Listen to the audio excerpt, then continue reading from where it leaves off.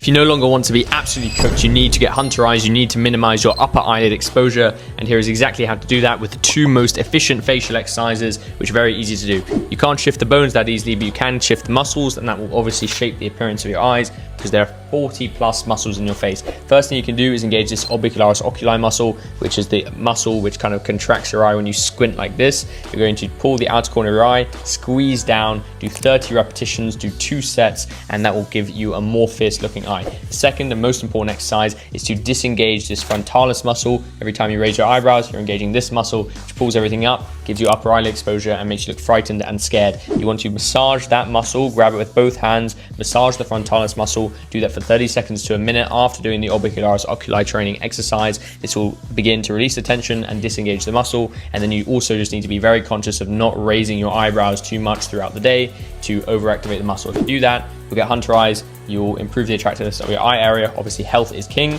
but if you can get better looking, why wouldn't you just do it? Stop being absolutely cooked. I'm going to stop being absolutely cooked. Absolutely. Yeah, that's fantastic advice. Thank you, Gav, for that. I'm going to work on that starting tomorrow.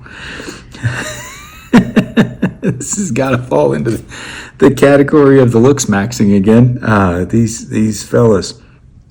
Again, I mean, do I have what it takes? The Achilles heel of a man is, do I have what it takes? And these guys are trying to artificially fulfill that void, that hole, with things that are helping them feel better for a very short period of time, but they're not going to last. I'm going to keep throwing back to my challenge. I think that if we serve max those people around us instead of trying to self max, focused on ourselves, that we will be happier, more satisfied, more fulfilled, have more peace, joy, love in our lives 10 years, 20 years, 30 years from now by a million, compared to anybody who's going to just want to focus on themselves. And I don't think there's anything wrong with, combing your hair and taking a shower. I mean, that's fine. Go ahead. But these guys are over the top. They're obsessed with themselves.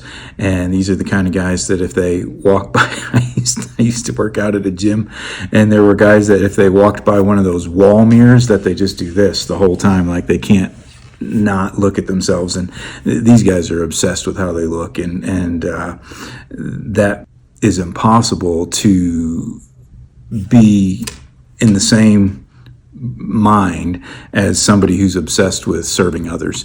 And so we got to flip it around. We got to serve max instead of self max.